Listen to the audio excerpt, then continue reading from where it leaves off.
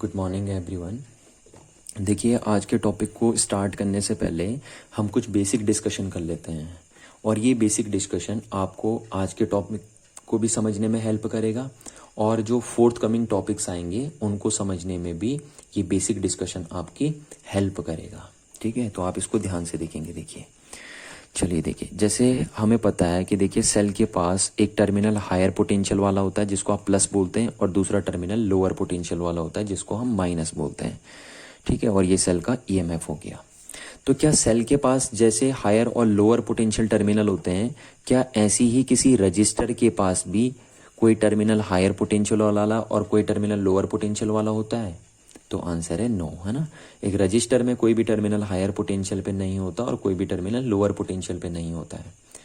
But अगर register में current flow हो गई तो फिर हम इजीली बता सकते हैं कि रजिस्टर में कौन सा टर्मिनल हायर पोटेंशियल पे है और कौन सा टर्मिनल लोअर पोटेंशियल पे है। जैसे देखिए, अभी इस रजिस्टर में करंट फ्लो नहीं हो रही है तो हम बता नहीं सकते कि इस रजिस्टर में कौन सा टर्मिनल हायर पोटेंशियल पे है और कौन सा टर्मिनल लोअर पोटेंशियल पे है।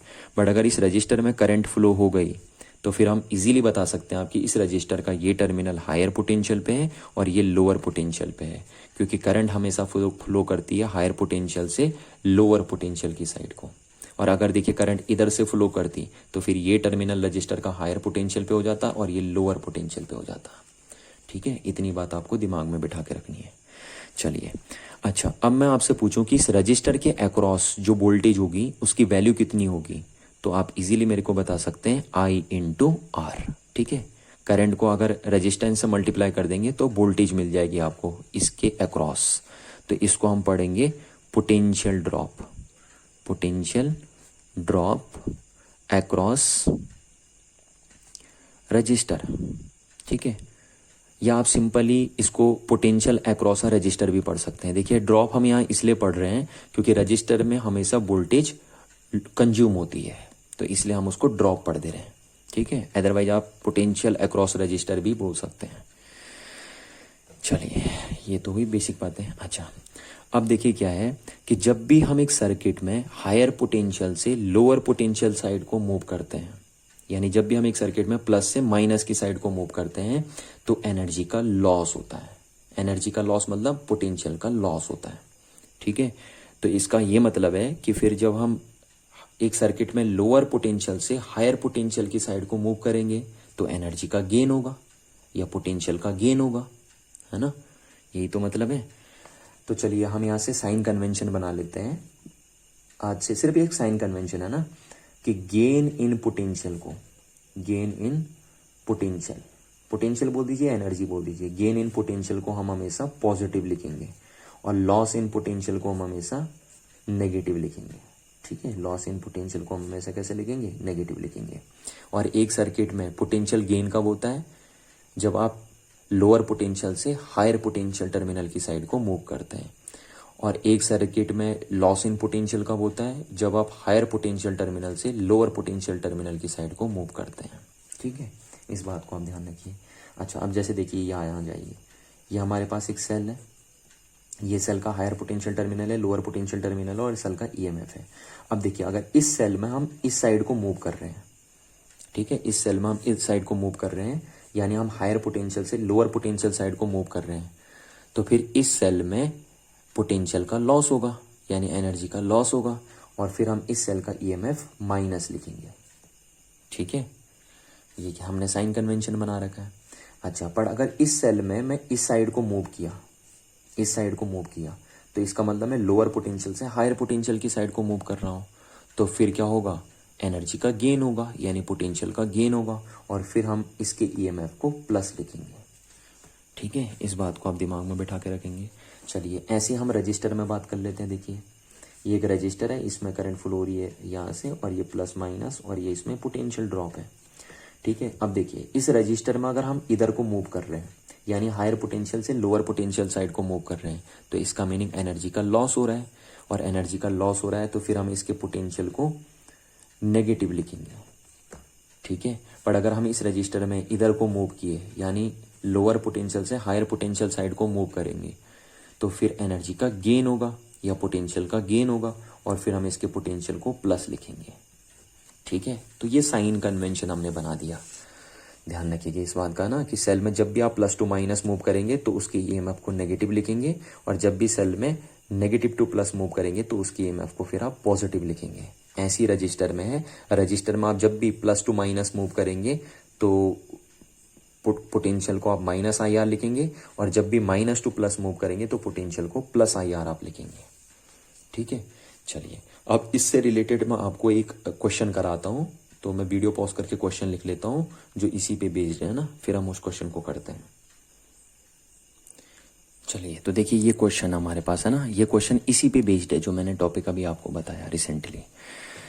चलिए तो यहाँ पे देखिए क्वेश्चन क्या है, how to write the potential difference between the 2 points in the following circuit. ठीक है, ये सर्किट है एक, और इस सर्किट में ये 2 पॉइंट्स हैं ए एंड बी, और इन 2 पॉइंट्स के बीच का पोटेंशियल डिफरेंस हमें लिखना है।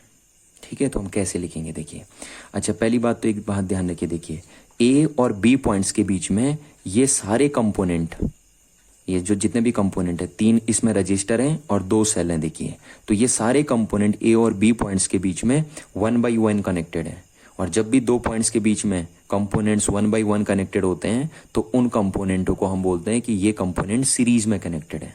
तो ये सारे सीरीज में कनेक्टेड है देखिए, और सीरीज में क्या चीज सेम होती है, करंट की वैल्यू सेम होती है ना। तो इसलिए अगर यहाँ से करंट आई आ रही है तो यहाँ भी करंट आई फ्लो होगी, यहाँ भी करंट आई फ्लो होगी, और पूरे सर्किट में आई करंट चलेगी। ठीक है, क्योंकि सीरीज में करंट की वैल्यू सेम होती है, और ये सारे कंपोनेंट सीरीज में connected between points A and B. अच्छा, अब आप देखिए अगर करंट इधर फ्लो हो रही है तो इसका मतलब इस रजिस्टर में ये टर्मिनल हायर पोटेंशियल पे, ये लोअर पे है, ये टर्मिनल हायर पोटेंशियल पे, ये लोअर पोटेंशियल पे, और इस रजिस्टर में भी ये टर्मिनल हायर पोटेंशियल पे और ये लोअर पोटेंशियल पे है। ठीक है, ये पता चल गया हमें रजिस्टर में कौन सा टर्मिनल हायर पोटेंशियल पे और कौन सा टर्मिनल लोअर पोटेंशियल पे है, क्योंकि हमें सर्किट में करंट की वैल्यू पहले से ही दी थी ऑलरेडी। चलिए अब इसमें बताइए इसमें कितनी वोल्टेज ड्रॉप होगी। इसमें जो वोल्टेज ड्रॉप होगी वो होगी आई इंटू आर वन। इसमें कितनी होगी, आई इंटू आर टू। इसमें कितनी होगी, आई इंटू आर थ्री। ये वोल्टेज हो गई। अच्छा, अब देखिए हम लिखना शुरू करते हैं ना, तो यहाँ से चलिए देखिए, यहाँ इस पॉइंट का पोटेंशियल कितना होगा, देखिए इस पॉइंट का पोटेंशियल हमने मान लिया वी ए है। ठीक है, इस पॉइंट का, तो अब यहाँ पे कितना होगा देखिए, तो आप यहाँ से यहाँ जाएंगे तो देखिए वी ए तो था ही ऑलरेडी, यहाँ से जब यहाँ से यहाँ जाएंगे तो प्लस से माइनस चल लें। ठीक है, तो प्लस से माइनस चलेंगे आप तो एनर्जी का लॉस होगा, और फिर आप वोल्टेज को माइनस में लिखेंगे देखिए, माइनस में, तो इस वोल्टेज में से हम इस वोल्टेज को माइनस कर देंगे देखिए आई इंटू आर वन को। ठीक है, तो यहाँ पे वोल्टेज थी वी ए, और क्योंकि यहाँ से यहाँ चलने पे लॉस हो गया, और लॉस कितने का हुआ, आई आर वन का, तो इसलिए हम माइनस कर देंगे। ये बताया था मैंने आपको देखिए कि इसको हम माइनस कर देंगे। ठीक है ना, तो ये हमने माइनस कर दिया, दिख रहा है ना आपको। चलिए अच्छा, अब देखिए फिर यहाँ पे, तो यहाँ पे पोटेंशियल इतना हो गया। अब यहाँ पे पोटेंशियल कितना होगा देखिए, यहाँ पे इस पॉइंट पे।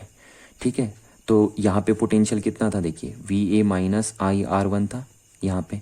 अब जब आप यहाँ से यहाँ गए तो एनर्जी का फिर लॉस हो रहा है देखिए, आप प्लस से माइनस चल लेना, प्लस से माइनस चल लें तो एनर्जी का लॉस हो रहा है। ठीक है, और कितना लॉस होगा, ई वन का। तो मैंने आपको कहा जब एनर्जी का लॉस होगा देखिए तो उसको हम माइनस लिखेंगे। देखिए जब भी आप प्लस टू माइनस चलेंगे तो माइनस लिखेंगे। तो यहाँ पे जो वोल्टेज थी वो इतनी थी और उसमें इतनी लॉस हो गई, माइनस ई वन, तो इसको हम माइनस ई वन लिख देंगे। तो यहाँ पे जो वोल्टेज होगी वो इतनी हो जाएगी। ठीक है, अच्छा अब यहाँ पे चलिए आप देखिए यहाँ पे, ठीक, तो यहाँ पे वोल्टेज इतनी है ना, V A minus I R one minus E, ये वोल्टेज है यहाँ पे। अच्छा, जब यहाँ से यहाँ चलेंगे तो इतना लॉस होगा नहीं होगा, क्योंकि आप प्लस से माइनस चल लेना तो लॉस होगा, और लॉस को हम माइनस से लिखते हैं। ठीक है, तो यहाँ पे इतनी थी और उसमें से इतना लॉस हो गया, तो कितनी बचेगी यहाँ पे, इतनी माइनस इतनी हो जाएगी, है ना, ये हो गया। अच्छा, अब देखिए अब आप यहाँ पे चलेंगे यहाँ पे। ठीक है, तो यहाँ पे लिख दे रहा हूँ मैं नीचे करके थोड़ा।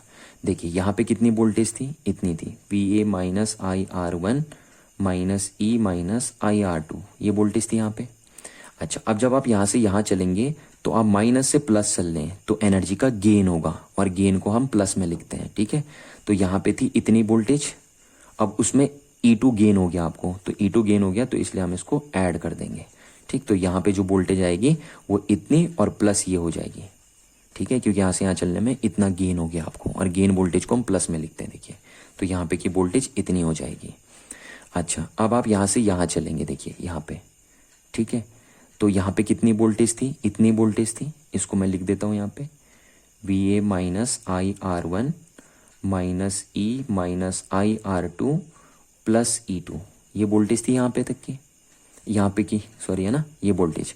अब जब आप यहाँ से यहाँ चल रहे हैं तो लॉस होगा, क्योंकि आप प्लस से माइनस चल रहे हैं, और कितना लॉस होगा, IR3 का लॉस होगा, और लॉस को हम माइनस में लिखते हैं, ठीक है। तो इसलिए इस वोल्टेज में से जो वोल्टेज यहाँ पे थी उसमें इतने का लॉस हो गया, ठीक है। तो यहाँ पे कितनी बचेगी, जितनी यहाँ पे थी उसमें से ये माइनस कर देंगे हम। तो यहाँ पे थी इतनी, और यहाँ पे आते आते वो कितनी बचेगी, माइनस IR3, ये बचेगी, ठीक है। और जो वोल्टेज यहाँ पे होगी देखिए वही वोल्टेज यहाँ पे भी होगी, क्योंकि यहाँ से यहाँ तक तो कोई लॉस होगा नहीं ना। तो ये देखिए इसको हम बोल देंगे, यानी जो वोल्टेज यहाँ पे है, यहाँ पे इतनी वोल्टेज है तो वही वोल्टेज बी पॉइंट की भी होगी, ठीक है। यानी बी पॉइंट की जो वोल्टेज है वो कितनी हो गई, VA minus IR1 minus E minus IR2 plus E2 minus IR3, ये हो गई आपकी। क्लियर है बात, ये देखिए तो ये बन गया आपका। अब इसको आपको डायरेक्ट लिखना है, बार बार ऐसे नहीं करना आपको। ये देखिए कि आप हर पॉइंट की पोटेंशियल लिख रहे हो है ना, आपको डायरेक्ट ये लिख देना है। देखिए कैसे, देखिए है ना, यहाँ से आई आप VA, अब जब आप यहाँ से यहाँ गए प्लस से माइनस गए तो कितना लॉस हो गया, इतने का लॉस हो गया, तो माइनस IR1, लॉस को हम माइनस में लिखते हैं, और कितने का लॉस होगा, IR1 का लॉस होगा, यहाँ पे आ गए। अच्छा फिर आप जब यहाँ से यहाँ जाएंगे तो लॉस होगा, क्योंकि आप प्लस से माइनस चल रहे हैं, और कितने का लॉस होगा, E1 का लॉस होगा, तो माइनस हम इसको E1 लिख देंगे, ठीक है। ये E1 है, ये भी E1 है आपका, क्लियर है बात, ये भी E1 है आपका। चलिए अच्छा, अब जब आप यहाँ से यहाँ गए, यहाँ से यहाँ चले गए तो E1 का लॉस हो गया। अच्छा अब जब यहाँ से यहाँ आप जा रहे हैं तो कितना हो गया आपके पास, यहाँ से यहाँ चलने में, तो यहाँ से यहाँ चलने में देखिए प्लस से माइनस चल रहे हैं तो एनर्जी का लॉस हो रहा है, और कितना लॉस हो रहा है, IR2 का लॉस हो रहा है, तो इसलिए हमने माइनस IR2 कर दिया।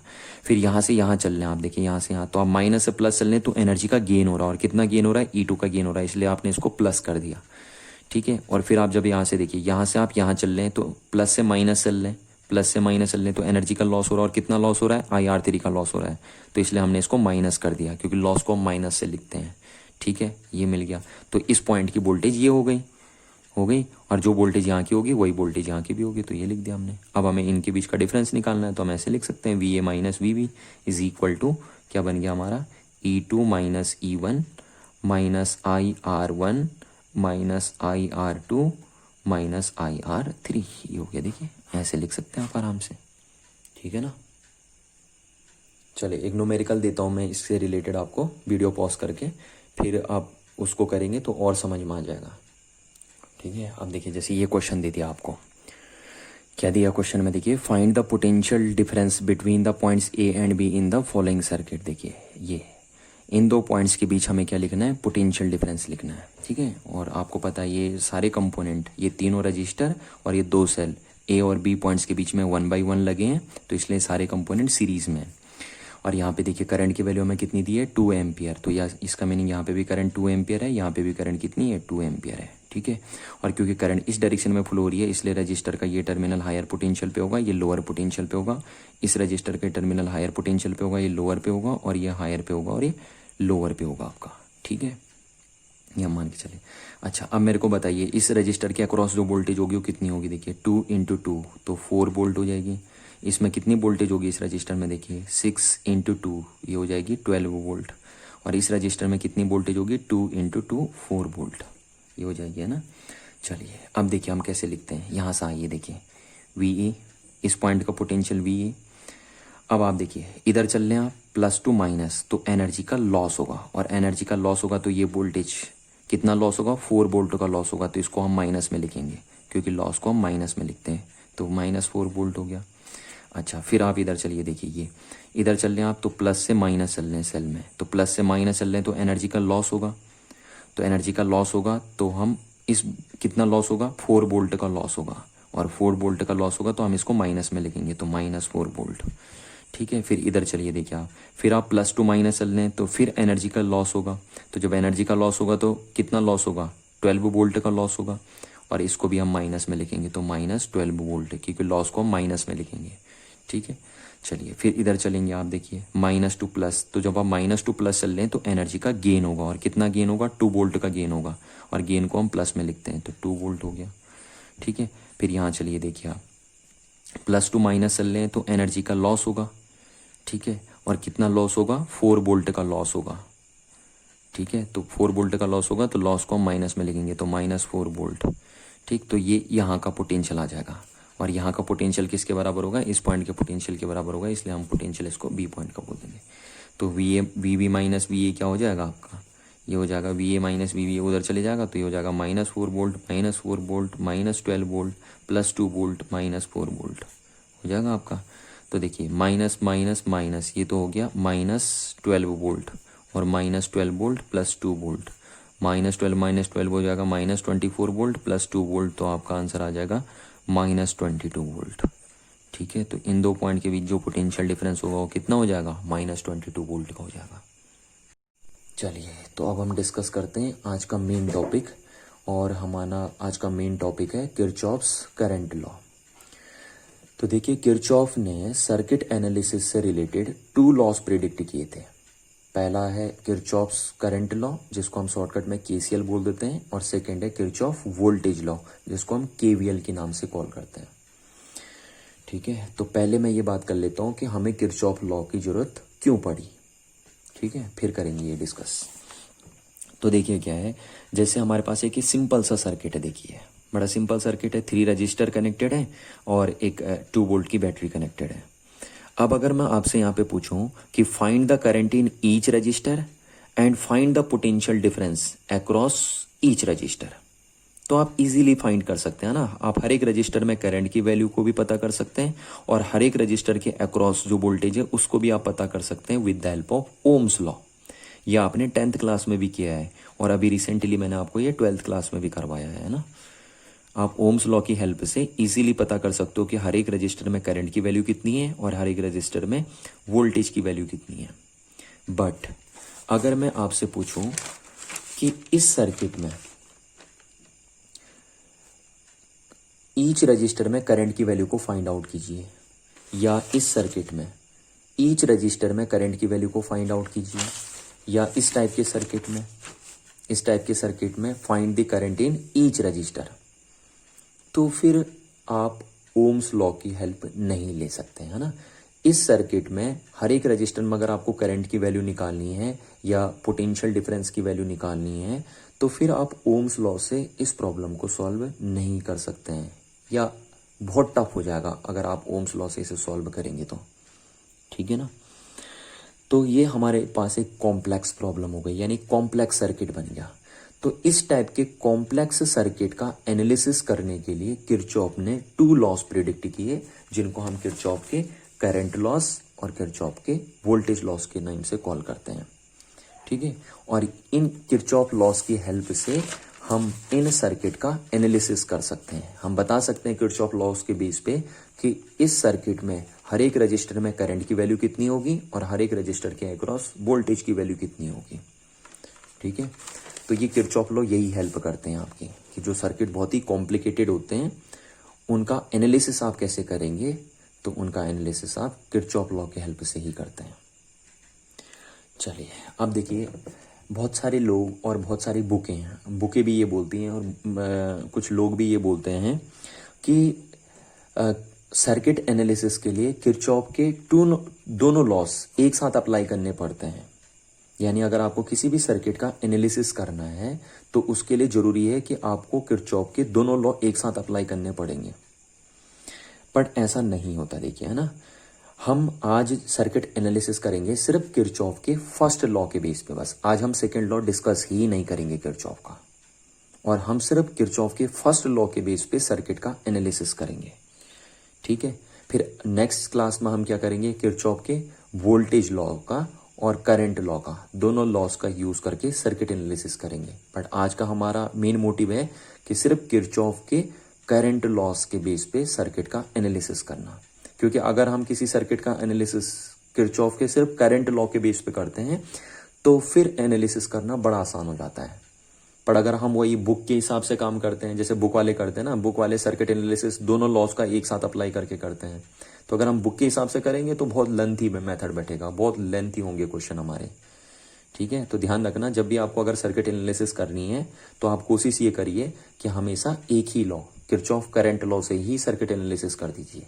क्योंकि अगर आप दोनों लॉ, जैसे बुकों में क्या रहता है, दोनों लॉ के हेल्प से अगर आप सर्किट एनालिसिस करेंगे तो बहुत कॉम्प्लेक्स मैथमेटिक्स में आप फंस सकते हैं। अच्छा, तो इसलिए आज हम सिर्फ किरचॉफ का फर्स्ट लॉ देखने जा रहे हैं, जिसको किरचॉफ करंट लॉ के नाम से भी कॉल करते हैं।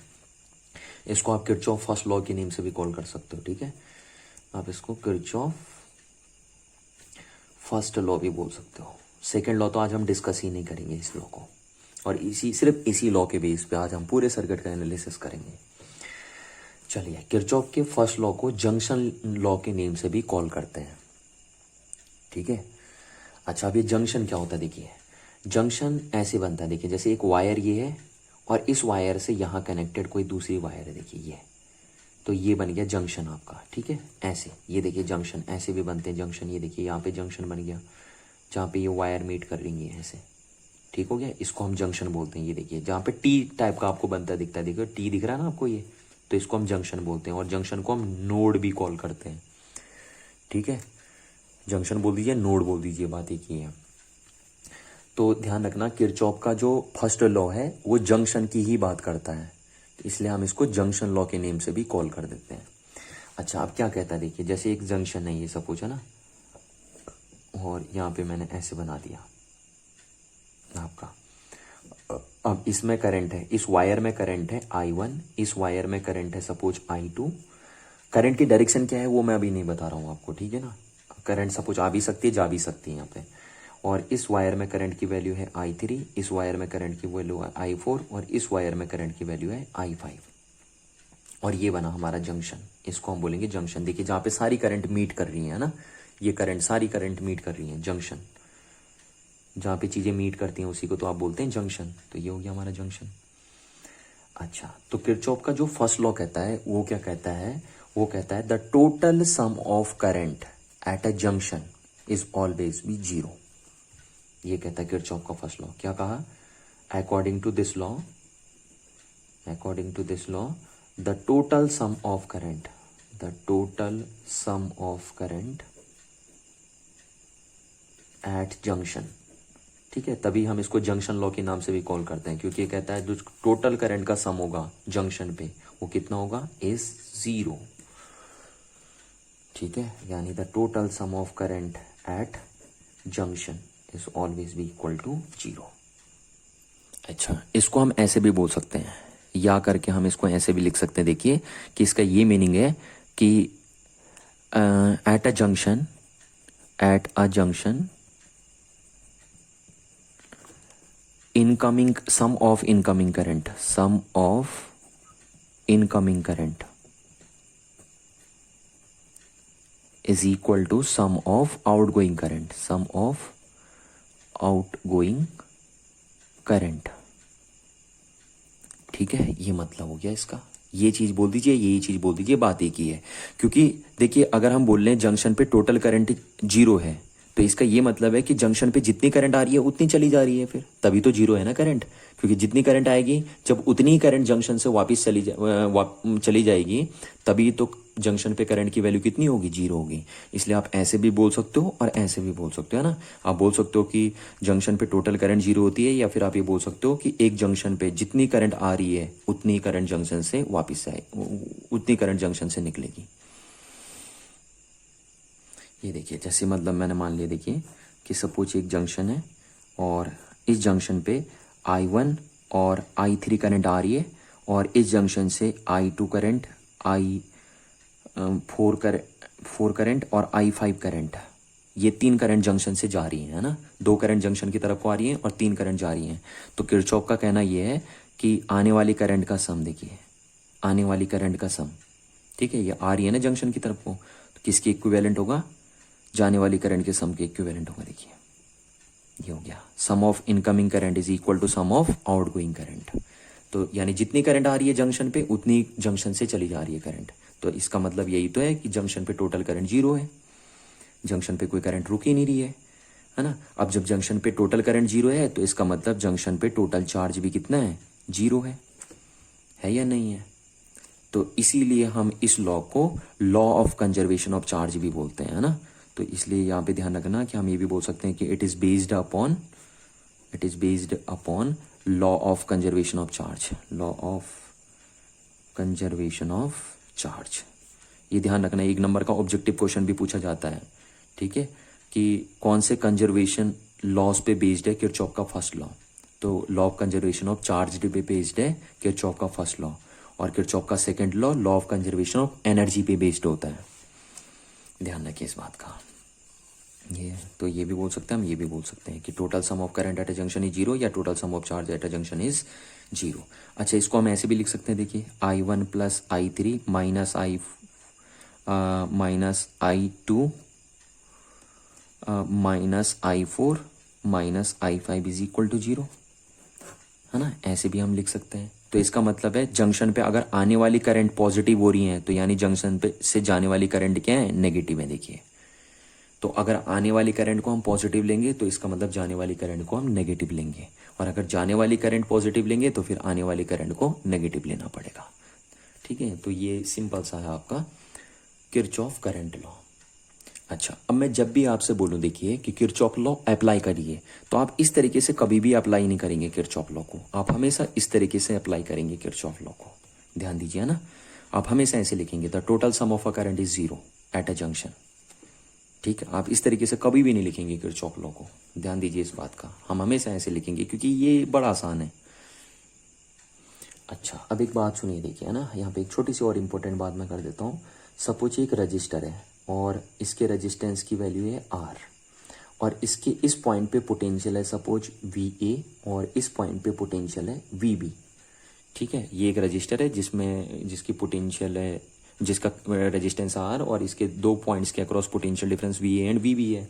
तो क्या आप इसमें करंट की वैल्यू बता सकते हैं मेरे को कितनी होगी? यस, आप इजीली बता सकते हैं कि इसमें जो करंट की वैल्यू होगी वो कितनी होगी, VA minus VB upon R होगी या नहीं होगी, देखिए ये, है ना। तो किसी रजिस्टर की वैल्यू अगर आपको पता है और उसके 2 एंड्स के अक्रॉस पोटेंशियल डिफरेंस आपको पता है, तो आप उस रजिस्टर में कितनी करंट है उसको कैलकुलेट कर सकते हैं, या कितनी करंट उस रजिस्टर से पास होके जा रही है उसको आप कैलकुलेट कर सकते हैं इस फॉर्मूले से। चलिए, अब हम सिर्फ किरचॉफ करंट लॉ का यूज करके सर्किट एनालिसिस वाली प्रॉब्लम सॉल्व करते हैं, ठीक है। तो ये देखिए, इस टाइप की प्रॉब्लम अब हमारे सामने आएंगी। ये देखिए, यहाँ पे क्या लिखा है, find the current in each register. यहाँ पे 3 रजिस्टर लगे हैं और हमें हर रजिस्टर में करंट की वैल्यू पता करनी है, ठीक है। अच्छा, अब यहाँ पे एक वर्ड लिखा है ब्रांच, तो थोड़ा मैं इसको क्लियर कर दूं कि ये ब्रांच क्या है आपका, है ना। देखिए क्या है ना, ये आपको यहाँ पे देखिए T दिख रहा है आपको इस सर्किट में T दिखिए यहाँ पे। तो एक T जहाँ पे बनता है सर्किट में उसको हम बोलते हैं जंक्शन, या हम इसको नोड भी बोल सकते हैं। जंक्शन बोल दीजिए, नोड बोल दीजिए, बात एक ही है। तो यहाँ पे बना देखिए एक T या नोड। अब यहाँ ये देखिए, यहाँ पे कोई नोड बना नहीं है ना, यहाँ पे कोई नोड नहीं बना, यहाँ पे कोई नोड बना नहीं, कोई नोड नहीं बना, यहाँ पे बन गया देखिए नोड, यहाँ पे एक T बन गया, बना नहीं बना, T या नोड बन गया, ये देखिए ये। फिर यहाँ पे कोई बना नहीं बना, ये देखिए।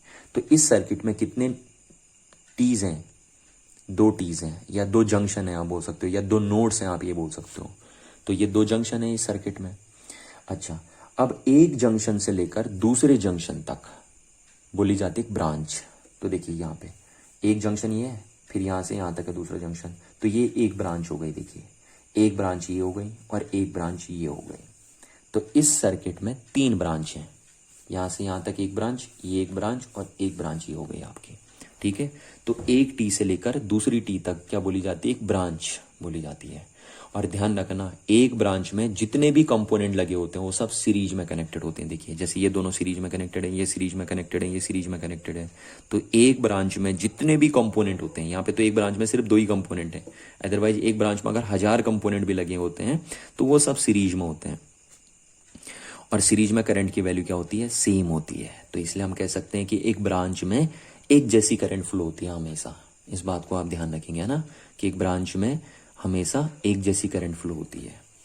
अच्छा, और देखिए थोड़ा ब्रांच को हम और एलोबरेट करते हैं। यहाँ देखिए जैसे इस सर्किट में देखिए आप, है ना, इस सर्किट में देखिए आपको यहाँ पे एक टी दिख रहा है, तो यहाँ एक जंक्शन बना, फिर यहाँ देखिए दूसरा जंक्शन यहाँ पे बना, क्योंकि दूसरा टी आपको यहाँ पे दिख रहा है, ये देखिए टी दिख रहा है ना आपको, तो एक जंक्शन यहाँ बन गया। अच्छा, एक जंक्शन यहाँ बन गया, देखिए एक टी आपको यहाँ दिख रहा है, एक जंक्शन यहाँ बन गया, यहाँ पे एक टी दिख रहा है आपको ये। अच्छा, यहाँ पे कुछ नहीं बना, यहाँ पे तो तार मुड़ी हुई है, यहाँ पे एक जंक्शन बन गया आपका। ठीक, तो इस सर्किट में बहुत सारे जंक्शन बन गए, देखिए आपके 1 2 3 4 5 जंक्शन बन गए इस सर्किट में, है ना।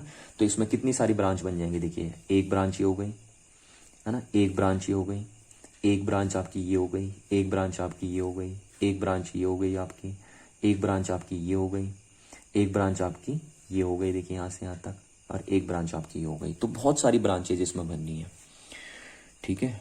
और ध्यान रखना, एक ब्रांच में एक जैसी करंट फ्लो होती है हमेशा। चलिए अब हम अपने क्वेश्चन को सॉल्व करते हैं। तो हम इस क्वेश्चन को सॉल्व करेंगे किरचॉफ करंट लॉ से। अब ध्यान रखिए, देखिए जो पहला क्वेश्चन हम सॉल्व कर रहे हैं वो बिल्कुल हम सिस्टमेटिक तरीके से सॉल्व कर रहे हैं, ठीक है। पर बाद के जो क्वेश्चन करेंगे हम उनको हम बिल्कुल फास्ट, मतलब हाई स्पीड के साथ सॉल्व करेंगे हम उन क्वेश्चनों को।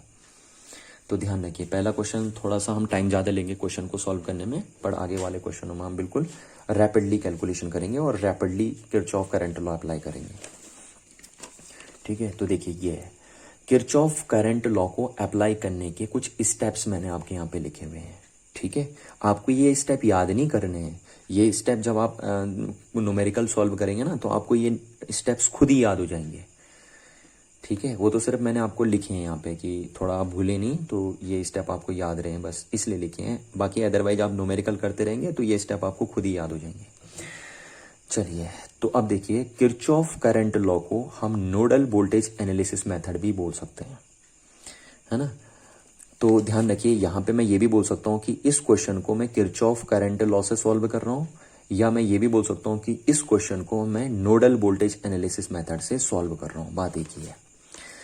अच्छा, अब ये नोडल वोल्टेज एनालिसिस मेथड क्यों बोला इसको वो भी मैं आपको बता दूंगा अभी, है ना, खुद ही समझ में आ जाएगा आपको। हाँ, तो देखिए पहला स्टेप क्या होता है आपका, mark different nodes in the circuit.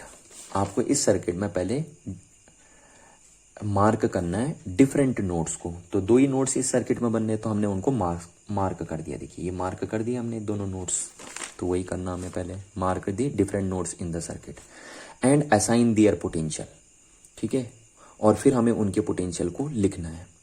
अच्छा, नोड का जो पोटेंशियल होगा उसको हम नोड पोटेंशियल बोलते हैं, तो हमें इनका पोटेंशियल लिखना है कि इन नोड का पोटेंशियल कितना है। पर ध्यान दीजिए, रुकिए थोड़ा सा भी, है ना। देखिए नोड का पोटेंशियल लिखने के लिए पहले आपको रेफरेंस नोड पता होना चाहिए, ठीक है, या नोड पोटेंशियल को डिफाइन करने के लिए आपके पास पहले एक रेफरेंस नोड होना चाहिए। रेफरेंस नोड मतलब ऐसा नोड जिसका पोटेंशियल 0 हो, ठीक है। तो ध्यान रखना आपको कि जब भी आपको सर्किट में किसी नोड के पोटेंशियल की वैल्यू को असाइन करना हो तो वो आप सिर्फ तभी कर सकते हैं जब आपके पास उस सर्किट में आपने एक रेफरेंस नोड डिसाइड किया हो, और रेफरेंस नोड का पोटेंशियल हमेशा 0 माना जाएगा। अच्छा, अब बात करते हैं कि हम सर्किट में रेफरेंस नोड किसको सेलेक्ट करें, क्योंकि जब तक हमारे पास रेफरेंस नोड नहीं होगा तब तक हम किसी नोड के पोटेंशियल को असाइन कर ही नहीं पाएंगे। तो अब हम रेफरेंस नोड किसको लें, तो रेफरेंस नोड को सेलेक्ट करने की एक बेटर चॉइस होगी कि आप उस नोड को रेफरेंस नोड मान के चलेंगे जो नोड पावर सोर्स के टर्मिनल से कनेक्टेड हो। पावर सोर्स मतलब बैटरी, ठीक है। तो देखिए यहां पे जैसे ये नोड पावर सोर्स के टर्मिनल से कनेक्टेड है, तो इसलिए हम इस नोड को रेफरेंस नोड मान लेते हैं। रेफरेंस नोड, है ना, ये हम अपनी मर्जी से मान रहे हैं, इसको रेफरेंस नोड बोला नहीं गया है, पर हम एक अपनी मर्जी से क्वेश्चन को सॉल्व करने के लिए, किरचॉफ करंट लॉ को अप्लाई करने के लिए हम अपनी मर्जी से इस नोड को रेफरेंस नोड मान लेते हैं। और रेफरेंस नोड अगर हम इसे मानेंगे तो इस नोड का पोटेंशियल हम कितना मान लेंगे, 0, ठीक है। और आपसे मैंने अभी कहा कि बेटर चॉइस होती है कि आप रेफरेंस नोड उस नोड को सिलेक्ट कीजिए जो पावर सोर्स के टर्मिनल से कनेक्टेड हो। देखिए तो ये, तो इसको हमने रेफरेंस नोड बोल दिया। अच्छा, अब जब रेफरेंस नोड आप डिसाइड कर लेते हैं, ठीक, तो तो उसके बाद किसी भी नोड का पोटेंशियल लिखना बहुत आसान हो जाता है। ठीक है, अच्छा अब क्या है देखिए, अब अगर फिर भी आपको किसी नोड का पोटेंशियल आप नहीं लिख पा रहे हैं, रेफरेंस नोड डिसाइड आपने कर लिया और उसके बावजूद भी आप किसी नोड का पोटेंशियल नहीं लिख पा रहे हैं, तो जिस नोड का पोटेंशियल आप नहीं लिख पा रहे हैं वो आपके लिए एक अननोन नोड हो गया, तो आप उसके पोटेंशियल को x लिख दीजिए।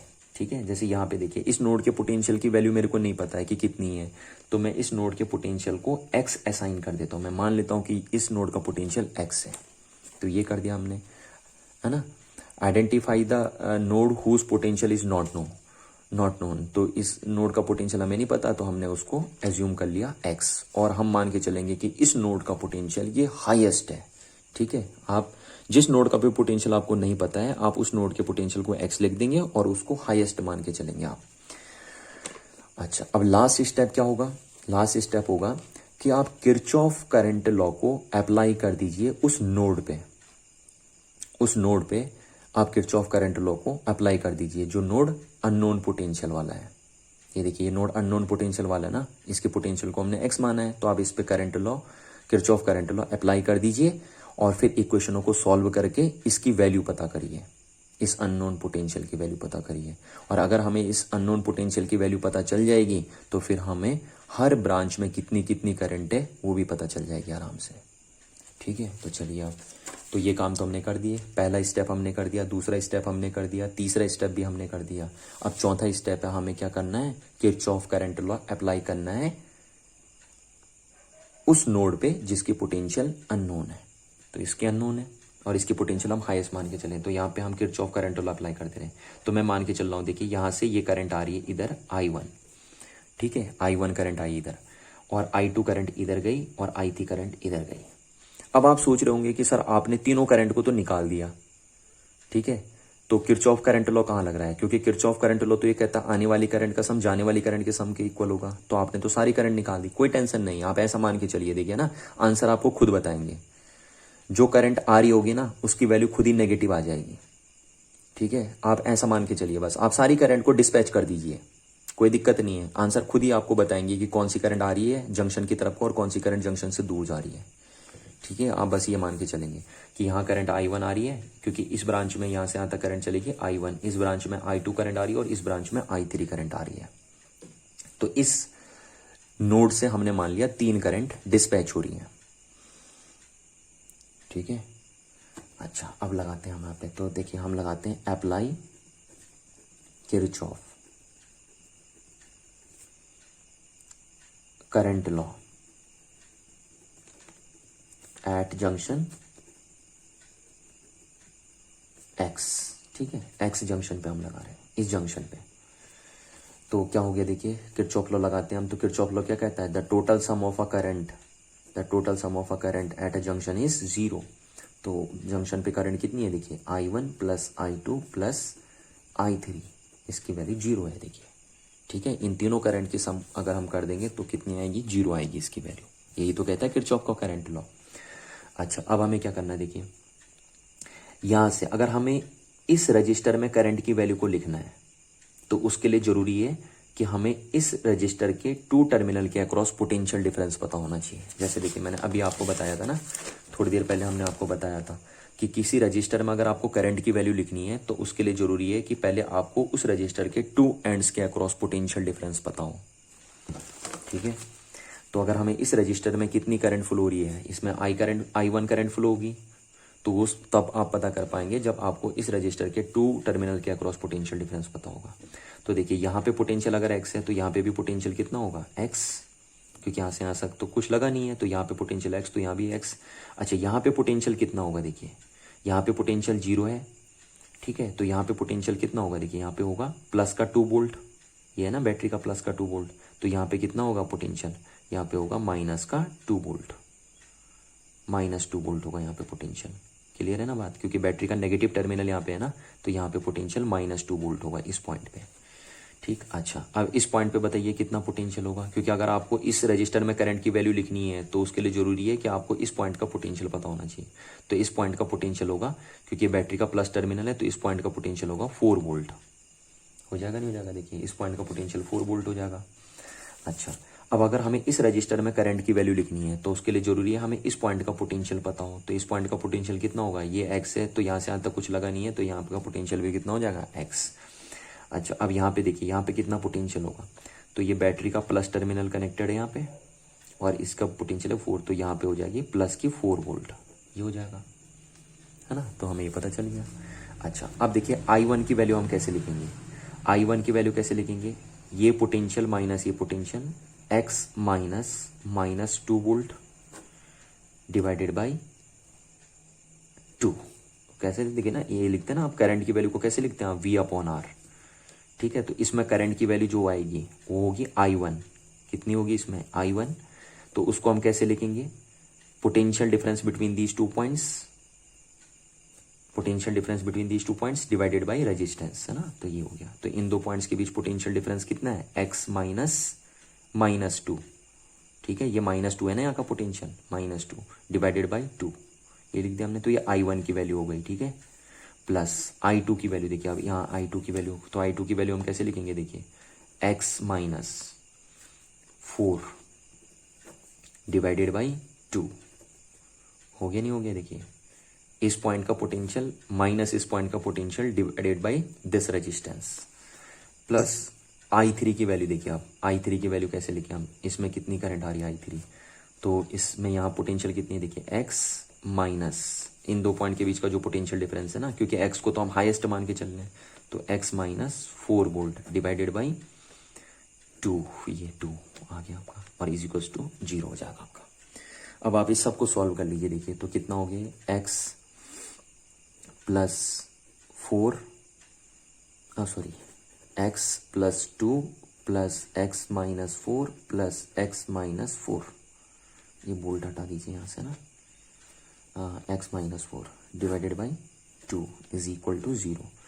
तो यहाँ से देखिए आपका कितना हो गया, ये हो गया आपका 3x, x 3x हो गया, और ये 4 और 4 कितना हो गया, -8, और ये कितना हो गया, प्लस का 2 तो हो गया माइनस का 6, और divided by 2 is equal to 0। तो इसका मतलब हो गया 3x minus 6 is equal to 0, तो यानी x इज इक्वल टू हो गया आपका 6 divided by 3 is equal to 2। तो x की वैल्यू कितनी आ गई, 2, यानी इस पॉइंट का पोटेंशियल हमें पता चल गया कि 2 वोल्ट है। ठीक है, ये पता चल गया हमें। तो अच्छा देखिए, अब अगर हमें x की वैल्यू पता चल गई तो क्या हम I1 की वैल्यू निकाल सकते हैं, देखिए यहाँ से, है ना, x की वैल्यू पता चल गई तो आप I1 की वैल्यू निकाल सकते हो, क्योंकि I1 ये है, I2 ये है, I3 ये है, तो हम यहाँ से I1 निकाल सकते हैं। देखिए तो I1 कितनी हो गई, देखिए therefore I1 is equal to x minus 2 divided by 2। तो x की वैल्यू रखिए, देखिए x की वैल्यू है 2, और ये माइनस माइनस को हो जाएगा +2 डिवाइडेड बाई 2, तो इज इक्वल टू आ गया आपका 2 और 2 4 डिवाइडेड बाई 2, तो यह आया आपका 2 एम्पियर। देखिए तो I1 की वैल्यू आपको पता चल गई, 2 एम्पियर हो गई, 2 एम्पियर। ठीक है, अच्छा अब I2 की वैल्यू देखेंगे हम, तो I2 की वैल्यू ये है, ये देखिए I2 की value x minus 4 divided by 2, तो कितनी हो जाएगी, देखिए x की वैल्यू है हमारे पास 2 minus 4 divided by 2 is equal to, ये हो जाएगा आपका -1। ठीक है, -1 एम्पियर। तो इस करंट की वैल्यू भी आपको पता चल गई, -1 एम्पियर है। ठीक है, अब -1 एम्पियर है, इसका मतलब है ये इनकमिंग करंट है। ठीक है ना, क्योंकि हमने इसको आउटगोइंग बनाया है ना, और इसकी वैल्यू अगर माइनस आ गई तो इसका मतलब ये रियल में इनकमिंग करंट है, और ये कौन सी करंट है, ये आउटगोइंग करंट है। ठीक है, क्योंकि इसकी वैल्यू प्लस आ रही है तो ये आउटगोइंग करंट है, इसकी वैल्यू माइनस आ रही है तो ये इनकमिंग करंट है। इसीलिए मैंने आपसे कहा था कि आप सारी करंट को डिस्पैच कर दीजिए बस, है ना, बाकी जो करंट अगर जंक्शन की तरफ को आ रही होगी तो खुद ही नेगेटिव आ जाएगी। देखिए तो ये आ गई, ये इनकमिंग करंट है। अच्छा अब I3 की वैल्यू बताइए कितनी होगी, तो I3 की वैल्यू ये है x माइनस 4 डिवाइडेड बाई 2, तो ये भी हो जाएगा आपका 2 minus 4 divided by 2 is equal to -1 ampere. तो इस I3 की वैल्यू भी आई -1 एम्पियर, यानी ये भी कौन सी करंट थी, रियल में इनकमिंग करंट थी। ठीक है, अच्छा तो ये करंट निकाल दिया आपने सब में, देखिए आपका आंसर आ चुका है। अच्छा अब जरा देखिए तो क्या किरचॉफ लॉ वैलिड हो रहा है यहाँ पे, किरचॉफ लॉ बिल्कुल वैलिड हो रहा है। देखिए इनकमिंग करंट का सम, देखिए ये इनकमिंग करंट है का सम किसके इक्वल हो रहा है, देखिए आउटगोइंग करंट के सम के इक्वल हो रहा है, ये देखिए, है ना, ये आउटगोइंग करंट का सम किसके इक्वल है, इनकमिंग करंट के सम के इक्वल है। देखिए ये इनकमिंग करंट का सम करिए तो ये किसके इक्विवेलेंट आएगा, आउटगोइंग करंट के सम के इक्विवेलेंट आ जाएगा। ठीक, तो अब देखिए इस टाइप से हम सॉल्व करते हैं इस क्वेश्चन को। तो अब आपने इसको किरचॉफ करंट लॉ क्यों बोला वो आपको समझ में आ रहा है, क्योंकि आपने यहाँ पे किरचॉफ करंट लॉ अप्लाई किया। और आपने इसको नोडल वोल्टेज एनालिसिस मेथड क्यों बोला, क्योंकि आपने नोड वोल्टेज की हेल्प से ही यहाँ पे सारी कैलकुलेशनें की हैं, की नहीं की हैं, इसलिए इसको हम नोड वोल्टेज एनालिसिस मेथड भी बोलते हैं। तो अब जो हम आगे से और क्वेश्चन करेंगे उनको हम बिल्कुल शॉर्ट तरीके से करेंगे, इतना लंबा नहीं करेंगे उनको, ठीक है। ये तो मैंने आपको डिटेल से बताया, आगे वाले क्वेश्चन हम बिल्कुल शॉर्ट ट्रिक से करेंगे। तो चलिए आगे क्वेश्चन करते हैं। नेक्स्ट क्वेश्चन हमारे पास ये देखिए, ठीक है। अब इस क्वेश्चन को हमें सॉल्व करना है। क्वेश्चन में क्या लिखा देखिए, find the current in each branch या in each resistor in the following circuit. आपको इस सर्किट में क्या करना है, हर एक रजिस्टर में करंट की वैल्यू पता करनी है, यानी आपको बताना है इनमें कितनी करंट फ्लो हो रही है। तो चलिए बड़ी आसान सी प्रॉब्लम है। मैंने आपको क्या कहा था, पहला स्टेप क्या होता है कि आप रेफरेंस पोटेंशियल डिसाइड करिए, ठीक है। पहले तो आप नोड्स को पता करिए। तो नोड्स कौन कौन है देखिए, एक नोड ये, एक नोड ये और एक नोड ये है, ठीक है। अब आप सबसे पहले क्या करेंगे, आप रेफरेंस नोड सेलेक्ट करेंगे। तो मैंने आपको कहा था कि रेफरेंस नोड उस नोड को लीजिए आप, बेटर चॉइस होगी कि जहां पे पावर सोर्स के टर्मिनल कनेक्टेड है। तो देखिए ये पावर सोर्स हो गया और इसका टर्मिनल यहाँ पे कनेक्टेड है ना, और ये भी पावर सोर्स हो गया और इसका टर्मिनल यहाँ कनेक्टेड है। तो आप इसको या इसको रेफरेंस नोड मान सकते हैं। तो मैं इसको रेफरेंस नोड मान लेता हूँ, तो इसका पोटेंशियल हम 0 मान लेंगे, ठीक है। इस नोड का पोटेंशियल हम क्या मान लेंगे, 0, और इसका भी फिर कितना हो जाएगा, 0। यहाँ तो कुछ लगा ही नहीं है तो इसको 0 मान लो, इसको 0, ये 0 हो गया तो ये भी 0 हो गया। अच्छा अब अगर ये 0 हो गया, ये 4 वोल्ट है, तो यहाँ की पोटेंशियल बताइए कितनी होगी, यहाँ की पोटेंशियल होगी 4 वोल्ट, है ना। इस पॉइंट की पोटेंशियल होगी 4 वोल्ट। अच्छा और देखिए अब इधर ये 0 वोल्ट, ये यहाँ पे, तो ये बैटरी का प्लस टर्मिनल कनेक्टेड है, तो यहाँ पे पोटेंशियल कितनी होगी, बैटरी का प्लस टर्मिनल कनेक्टेड है, 2 वोल्ट की बैटरी लगी है और कोई रजिस्टर यहाँ पे नहीं लगा, तो इस पॉइंट का पोटेंशियल कितना हो जाएगा, 2 वोल्ट। अच्छा ये 2 वोल्ट हो गया, है ना। अच्छा अब आप बताइए क्या यहाँ का पोटेंशियल आप पता कर सकते हैं कितना होगा, यहाँ का पोटेंशियल हमें नहीं पता कितना होगा, है ना। तो यहाँ का पोटेंशियल हम कितना ले लेते हैं, एक्स लिख लेते हैं। वही मैंने आपसे कहा ना, जिस नोड का पोटेंशियल आपको नहीं पता होगा उस नोड का पोटेंशियल आप एक्स ले लेंगे और इसको आप हाईएस्ट मान के चलेंगे, ठीक है। इस पोटेंशियल को आप हाईएस्ट मान के चलेंगे और यहीं पे आप current, Kirchhoff current law apply करेंगे इसी नोड पे। अच्छा अब देखिए इस पॉइंट का पोटेंशियल बताइए जरा कितना होगा। क्यों चाहिए हमें इस पॉइंट का पोटेंशियल, क्योंकि हमें इसमें करंट पता करनी है। तो इसमें करंट पता करने के लिए आपको इस पॉइंट का पोटेंशियल पता होना चाहिए। ध्यान रखिए ना, मैंने अभी आपको बताया था यहाँ पे ये चीज़ बताई थी मैंने आपको, ये देखिए कि किसी रजिस्टर में कितनी करंट फ्लो हो रही है, उसके लिए आपको पहले रजिस्टर के 2 टर्मिनल के अक्रॉस पोटेंशियल डिफरेंस पता होना चाहिए।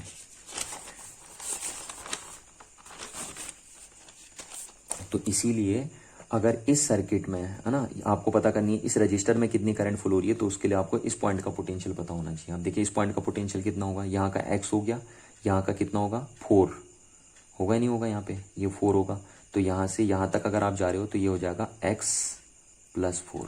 ये देखिए इस पॉइंट का पोटेंशियल x + 4 जाएगा, क्योंकि यहाँ का x है और यहाँ से आप इधर जा रहे हो ना, तो पोटेंशियल इंक्रीज हो रही है। देखिए यहाँ से यहाँ तक, क्योंकि आप नेगेटिव से किधर चल रहे हो, प्लस में चल रहे हो, नेगेटिव से प्लस। तो मैंने आपसे कहा था कि जब भी आप नेगेटिव से प्लस चलोगे तो पोटेंशियल गेन होगी, और कितनी गेन हो रही है, 4 वोल्ट की गेन हो रही है, और गेन पोटेंशियल को हम हमेशा ऐड करते हैं। तो यहाँ पे पोटेंशियल था x, जब आप यहाँ से यहाँ चलोगे तो 4 वोल्ट की पोटेंशियल आपको गेन होगी, तो इस पॉइंट का पोटेंशियल हो जाएगा x + 4, ये हो जाएगा आपका, ठीक हो गया। अब अगर हमें यहाँ का पोटेंशियल पता है, यहाँ का पोटेंशियल पता है, तो हम इसमें करंट की वैल्यू को लिख सकते हैं। चलिए ठीक हो गया, है ना। अब यहाँ का पोटेंशियल x है, आप यहाँ से यहाँ चल रहे हो, तो आप प्लस से माइनस चल रहे हो, तो यहाँ पे जो पोटेंशियल होगी वो कितनी होगी, देखिए x - 4 हो जाएगी। क्यों होगी x - 4, क्योंकि आप हायर पोटेंशियल से लोअर पोटेंशियल की साइड को जा रही हो, तो वोल्टेज ड्रॉप होगी, और अगर वोल्टेज ड्रॉप होगी तो कितनी होगी, 4 वोल्ट होगी, इसलिए हम उसको माइनस लिख दे रहे हैं। देखिए यहाँ से यहाँ चलने में, है ना। ये अभी मैंने शुरू में आपको रूल बताया था आज स्टार्टिंग में, कि जब भी आप प्लस से माइनस चलेंगे तो वोल्टेज का लॉस होगा, और लॉस वोल्टेज को हम माइनस लिखेंगे। तो इसलिए हम यहाँ की पोटेंशियल अगर x, तो इस पॉइंट की पोटेंशियल कितनी हो जाएगी, x - 4, ठीक है। तो अब हमने लिख दिया। अब हमें यहाँ देखिए यहाँ पोटेंशियल पता है, यहाँ पोटेंशियल पता है, तो हम इसमें करंट लिख सकते हैं, ठीक है। इस रजिस्टर का यहाँ का पोटेंशियल पता है, अब हमें यहाँ का पोटेंशियल पता करना है, क्योंकि जब हमें यहाँ का पोटेंशियल पता होगा, यहाँ का पोटेंशियल पता होगा, तभी हम इस रजिस्टर में करंट की वैल्यू को लिख सकेंगे। तो यहाँ पोटेंशियल बताइए कितना होगा, यहाँ 2 वोल्ट है, यहाँ 0 वोल्ट है ना, तो इस पॉइंट का पोटेंशियल प्लस का 2 वोल्ट हो जाएगा, 2 वोल्ट हो जाएगा इस पॉइंट का पोटेंशियल, हो जाएगा नहीं हो जाएगा, तो ये हो गया। अच्छा अब इसमें हमें पता चली गया, अब ये यहाँ पोटेंशियल हमें पता है, यहाँ पोटेंशियल पता है, तो हम इसमें करंट लिख सकते हैं। तो ठीक हो गया, हमारे सारे काम हो गए। ठीक है, हमने हर पॉइंट का, हर नोड का पोटेंशियल लिख दिया। अब यहाँ पे लगाते हैं हम किरचॉफ करंट लॉ। तो हम यहाँ से देखिए करंट बनाते हैं, I1 इधर गई, सारी करंट को आप डिस्पैच कर दीजिए, कोई दिक्कत नहीं है ना, आप सारी करंट को डिस्पैच कर दीजिए। अगर सपोज कोई करंट इनकमिंग करंट होगी, और डेफिनेटली होगी इनकमिंग करंट, क्योंकि सारी करंट तो जंक्शन को छोड़ के जा नहीं सकती ना, जितनी करंट जंक्शन पे आएगी उतनी करंट जंक्शन को छोड़ के जाएगी, तो कोई दिक्कत नहीं है। आप जब किरचॉफ करंट लॉ लगा रहे हैं तो आप जंक्शन से सारी करंट को डिस्पैच कर दीजिए। जो करंट इनकमिंग वाली होगी फिर वो नेगेटिव आ जाएगी खुद ही। ठीक है, तो यहाँ सपोज मैंने मान लिया I1 करंट गई, तो यहाँ से यहाँ तक I1 करंट जाएगी। इस ब्रांच में मैंने मान लिया I2 करंट गई, और इस ब्रांच में मैंने माना I3 करंट गई, क्योंकि एक ब्रांच में एक जैसी करंट चलती है। और इस ब्रांच में मैंने माना I4 करंट गई। अब यहाँ से यहाँ तक I4 करंट चलेगी, देखिए यहाँ से यहाँ I3 चलेगी, यहाँ से यहाँ I2 चलेगी, और यहाँ से यहाँ I1 चलेगी। तो 4 करंट डिस्पैच कर दी मैंने इस जंक्शन से। ठीक है, इस नोड से जिसका पोटेंशियल अननोन था, ये कर दी। अब इसी नोड पे क्या लगाते हैं हम, किरचॉफ करंट लॉ लगाते हैं। तो अप्लाई केसीएल सॉरी, ठीक है, Kirchhoff current law at point x, इस पॉइंट पे मतलब जिस जहां पे का पोटेंशियल अननोन है। ठीक है, तो यहाँ पे किरचॉफ लॉ लगाते हैं। तो क्या कहता है Kirchhoff law, the total sum of a current at a junction is 0। तो इस जंक्शन पे हमने किरचॉफ लॉ लगाया, तो इस जंक्शन पे टोटल करंट कितनी है, I1 plus I2 plus I3 plus I4, उनका सम क्या होगा, 0 हो जाएगा आपका। ठीक है, ये बना दिया हमने। अच्छा अब हमें I1 की वैल्यू लिखनी है। तो I1 ये है, देखिए I1 की वैल्यू। तो I1 की वैल्यू हम कैसे लिखेंगे, देखिए इन दो पॉइंट के बीच का potential difference divided by this resistance, है ना। तो क्या हो जाएगा, देखिए इस पॉइंट का पोटेंशियल x, इस पॉइंट का पोटेंशियल 4, तो डिफरेंस कितना आया, x माइनस 4 डिवाइडेड बाई 2, ये हो गया। तो ये I1 की वैल्यू हो जाएगी, प्लस I2 की वैल्यू क्या होगी, देखिए ये I2 है ना, तो I2 यहाँ देखिए इस रजिस्टर में लिखनी है ना मैं करंट की वैल्यू। तो यहाँ का पोटेंशियल कितना है, x प्लस 4 माइनस इस पॉइंट का पोटेंशियल कितना है, 0। ये हो गया potential difference between these 2 points. ठीक है ना, यहाँ का पोटेंशियल x प्लस 4, यहाँ का 0 है, तो इन दोनों पॉइंट्स के बीच पोटेंशियल डिफरेंस कितना हो गया, x plus 4 minus 0 divided by this resistance. तो ये आ जाएगी इस रजिस्टर में करंट की वैल्यू, क्योंकि इस रजिस्टर में भी कितनी करंट फ्लो होगी, I2 प्लस I3 इसमें इस ब्रांच में देखिए इसमें, तो इस रजिस्टर में क्या होगी, इस पॉइंट का पोटेंशियल और इस पॉइंट के पोटेंशियल का डिफरेंस। तो कितना है इन दोनों के बीच का पोटेंशियल डिफरेंस, x माइनस 2, है ना, x माइनस 2 डिवाइडेड बाई 2, ये लिख दिया हमने डिवाइडेड बाई 2। तो ये किसकी वैल्यू आ गई, I3 की वैल्यू आ गई, प्लस I4 की वैल्यू देखिए क्या है, इस ब्रांच में है ना, यहाँ I4 करंट जा रही है। तो इसमें देखिए कैसे लिखेंगे, इन दो पॉइंट्स के बीच का पोटेंशियल डिफरेंस। तो इन दो पॉइंट्स के बीच का पोटेंशियल डिफरेंस कितना होगा, x माइनस 4 माइनस 2 वोल्ट। ठीक है, ये तो होगा इन दो पॉइंट्स के बीच का पोटेंशियल डिफरेंस। यहाँ का पोटेंशियल इतना है, यहाँ का इतना है, तो डिफरेंस कितना हो गया, x minus 4 minus 2 divided by this resistance. तो ये हो गए R4 की वैल्यू, और इज इक्वल टू हो गया 0। ठीक है, तो ये I1 I2 I3 I4 की वैल्यू हमने लिख दी है। अच्छा अब हम इसको सॉल्व करते हैं, देखिए तो x minus 4 plus x plus 4 plus x minus 2 plus x minus 4 minus 2, तो ये हो जाएगा minus 6 divided by 2 is equal to 0। ठीक है, अब देखिए माइनस 4 से प्लस 4 कैंसिल आउट हो गया आपका, x x x x, तो ये हो गया आपका 4x, 1 2 3 4 4x हो गए, और ये हो गया आपका माइनस 2 माइनस 6, तो माइनस 8 इज इक्वल टू 0। तो x is equal to 4x is equal to 8, तो यानी x इज इक्वल टू आपका आ गया 2 आया। तो हमें पता चल गया कि इस पॉइंट की पोटेंशियल कितनी है, 2 वोल्ट। ठीक है, जो हमने अननोन लिखी थी ये 2 वोल्ट हो गई। अच्छा अब अगर इसकी वैल्यू 2 वोल्ट आ रही है, तो अब हम करंट की वैल्यू निकाल सकते हैं, देखिए ठीक है, यहाँ से देखिए, क्योंकि अगर हमें x पता चल गया, ये I1 है ना, तो अगर हमें x पता चल गया तो हम I1 निकाल सकते हैं। तो I1 क्या था, देखिए आपके पास x माइनस 4 डिवाइडेड बाई 2, तो x की वैल्यू हो गई 2 माइनस 4 डिवाइडेड बाई 2, ये आ गया आपका -1 आया। तो -1 यानी मतलब ये इनकमिंग करंट थी, रियल में इनकमिंग करंट, क्योंकि हमने इसको आउटगोइंग लिया था ना, आउटगोइंग लिया था और इसकी वैल्यू -1 आ गई, तो यानी ये रियल में इनकमिंग करंट रही होगी। ये करंट रियल में जा नहीं रही थी जंक्शन की साइड, जंक्शन से दूर, ये रियल में आ रही थी जंक्शन की तरफ को, पर हमने उसको जाने वाली करंट मान लिया था ना। तो देखो आंसर ने खुद बता दिया हमें कि ये करंट इनकमिंग करंट है, ना कि आउटगोइंग करंट है। चलिए अब I2 की वैल्यू निकालिए। तो I2 की वैल्यू कितनी आ जाएगी, देखिए I2 की वैल्यू ये है x + 4 / 2, यही तो है I2। तो इज इक्वल्स टू ये कितनी है 2 + 4 / 2, यानी आपका हो गया 6 / 2, तो ये हो गया आपका 3, और ये आउटगोइंग करंट होगी क्योंकि प्लस में आ रही है। ठीक है, चलिए अब I3 की वैल्यू बताइए कितनी होगी। तो I3 की वैल्यू ये है x - 2 / 2, तो x की वैल्यू है 2 - 2 / 2, यानी इक्वल्स टू 0। तो यानी इस ब्रांच में कोई करंट आएगी ही नहीं। ठीक है, क्यों नहीं आ रही है, देखिए आप समझ रहे होंगे, क्योंकि यहाँ पे भी पोटेंशियल 2 वोल्ट हो गया, यहाँ भी पोटेंशियल कितना हो गया 2 वोल्ट, तो ये इक्विपोटेंशियल पॉइंट हो गए, और इक्विपोटेंशियल पॉइंट्स के बीच में करंट फ्लो नहीं होती कभी भी, क्योंकि करंट फ्लो होने के लिए एक टर्मिनल हायर पोटेंशियल पे होना चाहिए और एक टर्मिनल लोअर पोटेंशियल पे होना चाहिए, और क्योंकि इन दोनों पॉइंट्स का पोटेंशियल सेम हो गया, इसलिए यहाँ कोई करंट फ्लो नहीं होगी। देखिए आ रहा है। अच्छा, अब I4 की वैल्यू बताइए। I4 की वैल्यू क्या है, देखिए x - 6 / 2, यही तो है x - 6 / 2, तो x की वैल्यू है 2 - 6 / 2, तो ये आ गया आपका -4 / 2, यानी -2, और ये -2 आ रहा है, यानी ये इनकमिंग करंट है, क्योंकि आपने इसको आउटगोइंग बनाया ना, और इसकी वैल्यू माइनस आ गई, तो इसका मतलब ये रियल में इनकमिंग करंट थी, तो ये आ गई आपके पास करंट की वैल्यू।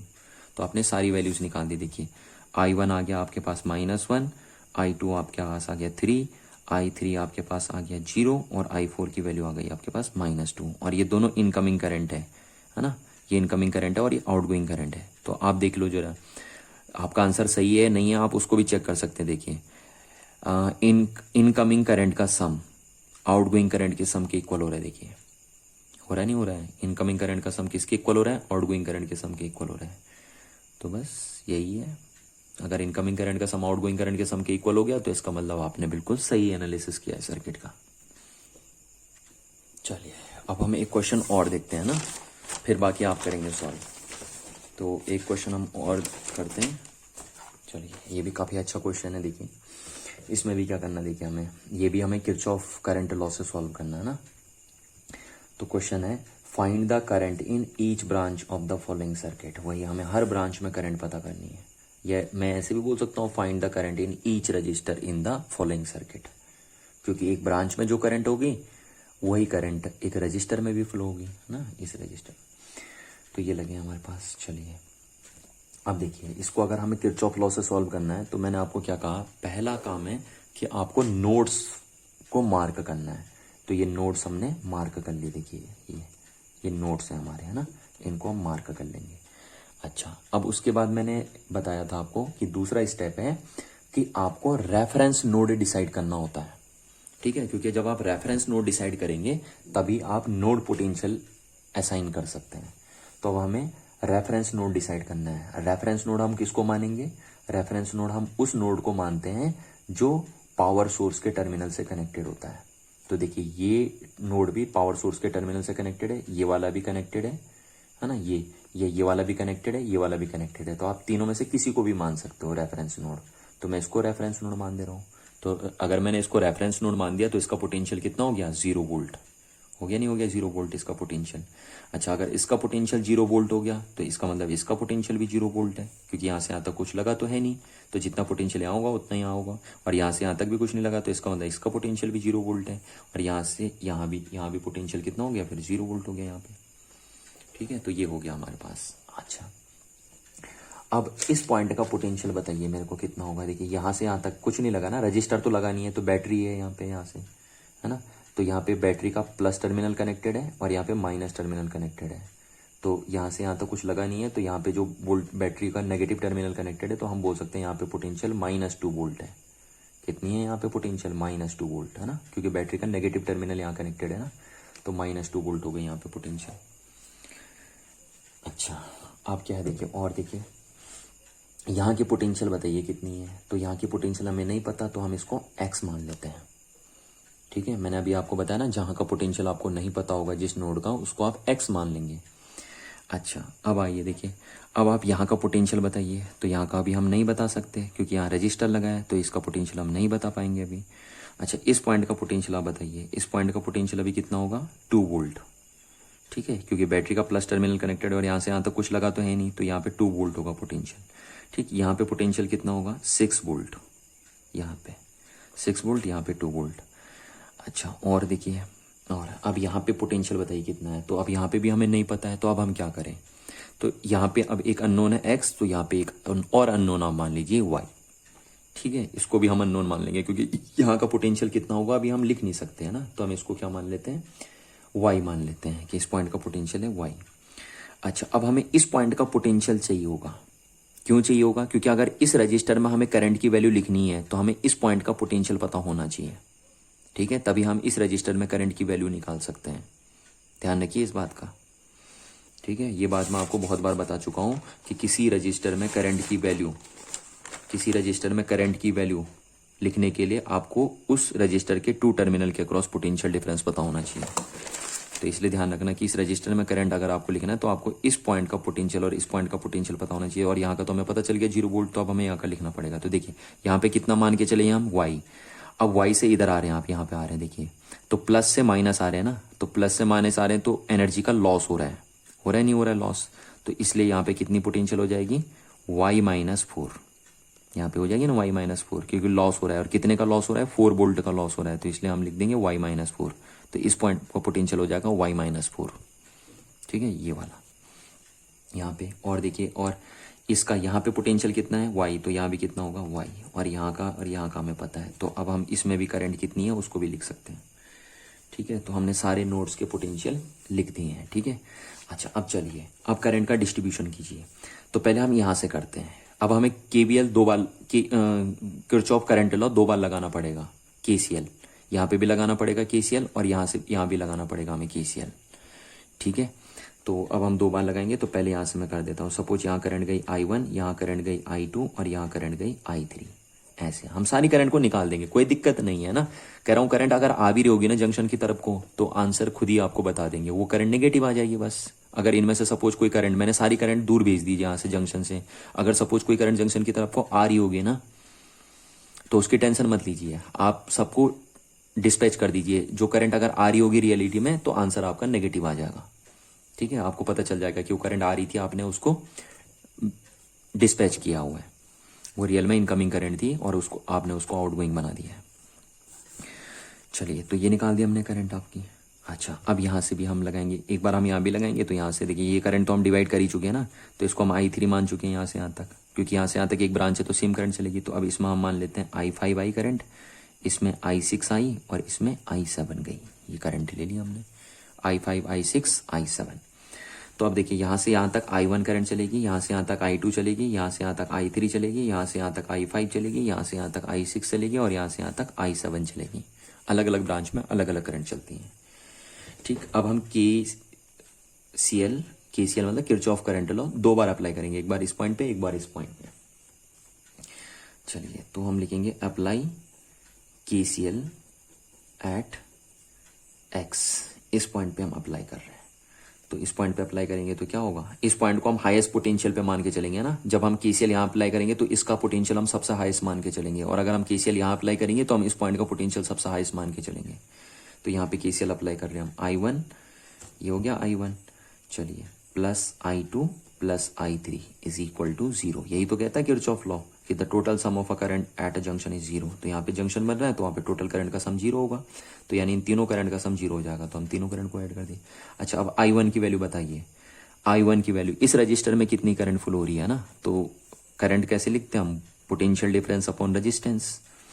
तो इस रजिस्टर में कितनी करंट फ्लो हो रही देखिए, तो पोटेंशियल डिफरेंस, इन 2 पॉइंट्स के बीच का पोटेंशियल डिफरेंस कितना है देखिए। तो x यहाँ का पोटेंशियल है, यहाँ का कितना है, तो x -2, ये है इन 2 पॉइंट्स के बीच का पोटेंशियल डिफरेंस। ठीक है, डिवाइडेड बाई 2 प्लस I2 इन 2, यहाँ देखिए यहाँ। ठीक है, तो I2 करंट किस में फ्लो हो रही है, इस रजिस्टर में फ्लो हो रही है, तो उसको हम कैसे लिखेंगे, इन 2 पॉइंट का potential difference divided by this resistance. तो इस पॉइंट का पोटेंशियल है x, इस पॉइंट का पोटेंशियल है 6, तो -6 हो गया डिफरेंस, x -6 है ना, डिवाइडेड बाई दिस रेजिस्टेंस, तो ये वैल्यू हो गई I2 की, प्लस I3 की वैल्यू क्या होगी, देखिए I3 की वैल्यू, तो इस पॉइंट का पोटेंशियल है x और इस पॉइंट का पोटेंशियल है -y। आप इसको लोअर मान के चलेंगे ना इस पोटेंशियल को, क्योंकि अभी हम यहाँ पे लगा रहे हैं किरचॉफ लॉ, तो इसका हायर पोटेंशियल मान के चलेंगे, इसका पोटेंशियल लोअर मान के चलेंगे। और जबकि किरचॉफ करंट लॉ यहाँ लगाएंगे तो फिर यहाँ का पोटेंशियल हाई मान के चलेंगे और यहाँ का लो मान के चलेंगे। तो ये लगा दिया हमने x -y, तो इन दो पॉइंट के बीच का potential different divide by this resistance, तो ये आ गई I3 की वैल्यू और इसका हो जाएगा आपका 0। ठीक है, अब इसको सॉल्व कर लीजिए आप, तो x + 4 divided by 2 plus x - 6 divided by 2 plus x - y divided by 2 is equal to 0। तो ये हो जाएगा आपका 3x, यहाँ से देखिए 3x और -2, ये होगा ना, +4 और -6 कितना हो गया, -2 और -y इज इक्वल टू होगा आपका 0। हो गया नहीं हो गया, तो यहाँ से आप बोल सकते हैं कि हम इसको ऐसे लिख सकते हैं, देखिए 3x - y is equals to 2। ठीक है, तो ये हो गया हमारा। अच्छा सॉरी, यहाँ पे देखिए ये हमने +4 कर दिया, यहाँ पे 2 होना था इसने ना, इसने 2 होना दी, ध्यान दीजिए इसका। तो 2 और -4, तो ये होगा आपका -6, तो ये होगा -4, इस बात का ध्यान रखिए। तो ये आपका 4 हो जाएगा, गलती कर दी थी हमने यहाँ पे, है ना, ये ध्यान रखना आपका। तो हमारा एक इक्वेशन हो गई 3x - y इक्वल्स टू 4, ये आ गई हमारी पहली इक्वेशन। चलिए, अब इस इक्वेशन में कितने अननोन वेरिएबल हैं, 2 अननोन वेरिएबल हैं। तो आपको पता है कि एक इक्वेशन 2 अननोन वेरिएबल तो हो ही नहीं सकता आपको, तो एक इक्वेशन और चाहिए आपको।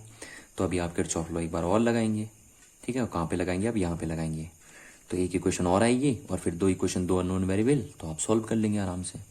तो अब हम लगाते हैं अप्लाई KCL एट y, तो y पे लगा रहे हैं हम। तो y पे क्या है, देखिए the total sum of current is 0, इस जंक्शन पे टोटल सम करंट का क्या होगा, 0 होगा ना। तो कौन कौन सी करंट है वहाँ पे, देखिए I3 plus I5 plus I6, यही 3 करंट तो है, देखिए I3 I5 और I6 और प्लस I4 भी है, I7 भी है, sorry I7 is equal to क्या हो गया, 0। ये करंट तो आ रही है इस जंक्शन पे, कौन कौन सी देखिए I3 I5 I6 और I7, तो इन सब का सम कितना होगा, 0 होगा। ठीक है ना।